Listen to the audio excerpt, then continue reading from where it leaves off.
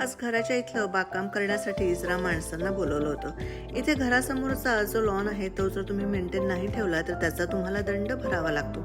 मग ते तुम्ही स्वतः करा किंवा हे असं माणसांना बोलवून सुद्धा तुम्ही काम करवून घेऊ शकता।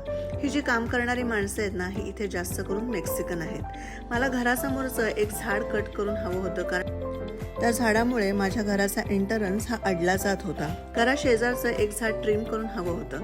ह्यांच्याकडे इक्विपमेंट इतकी छान असतात, त्याच्यामुळे कामही लोक पटापटा करून देतात। सगळ्यात महत्त्वाचं म्हणजे मला हे लॉनमध्ये मुल्च टाकून हवं होतं। मुल्च म्हणजे लाकडाचा भुसा, जो इथे सगळ्या लॉनमध्ये पार्कमध्ये तुम्हाला दिसेल।